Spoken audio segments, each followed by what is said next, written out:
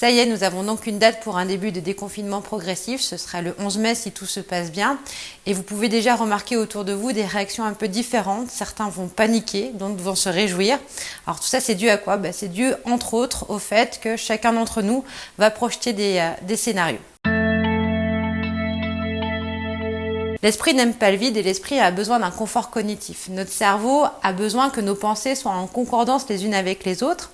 Et lorsqu'il va être confronté à des situations compliquées, en fait, le cerveau va venir compenser tout cela. Ça veut dire quoi? Ça veut dire que concrètement, lorsque le cerveau est confronté à une réalité qui va manquer de sens et d'ordre, il va compenser en créant des scénarios. Alors comment il les crée, ces scénarios? À partir de faits épars de la réalité, il va tisser des liens entre eux ou à partir de ces faits, il va tirer des conclusions hâtives. Dans le premier cas, c'est la base de ce qu'on appelle les théories du complot. Dans le deuxième cas, c'est la base d'un biais cognitif très connu qui s'appelle les fausses prédictions. Alors vous pouvez reconnaître ces biais facilement dans votre esprit ou dans les propos de votre interlocuteur.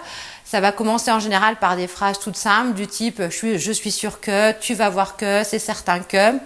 Et puis en ce qui concerne les théories du complot, ça va être surtout des propos qui vont être teintés d'une très forte suspicion additionnée à de la pensée très manichéenne.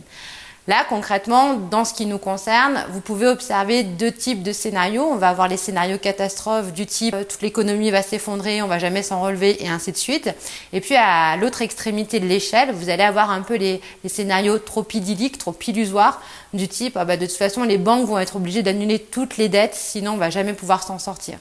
Donc vous voyez que dans ces deux cas de scénarios-là, ni l'un ni l'autre ne vont en fait nous aider à être proactifs. Et puis ce qu'il faut avoir en tête, c'est que de manière générale, c'est des dépenses d'énergie superficielles qui servent strictement à rien. Alors deux petites astuces pour vous aider à gérer ces biais. La première d'entre elles consiste à vous dire que dès que vous avez une certitude, en fait la réalité est souvent bien plus compliquée qu'elle n'y paraît.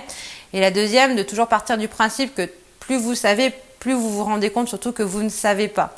De toute façon, dites-vous bien une chose, c'est qu'étant donné la situation, la réalité du terrain sera forcément entre les deux types de scénarios, catastrophe ou trop positif, c'est-à-dire que concrètement, on va vivre de manière alternée des moments sympas et des moments moins sympas. Si ces vidéos vous intéressent et que vous aimeriez voir un sujet abordé, n'hésitez pas à m'en faire part à travers les commentaires et puis surtout, n'hésitez pas non plus à vous abonner à ma chaîne YouTube.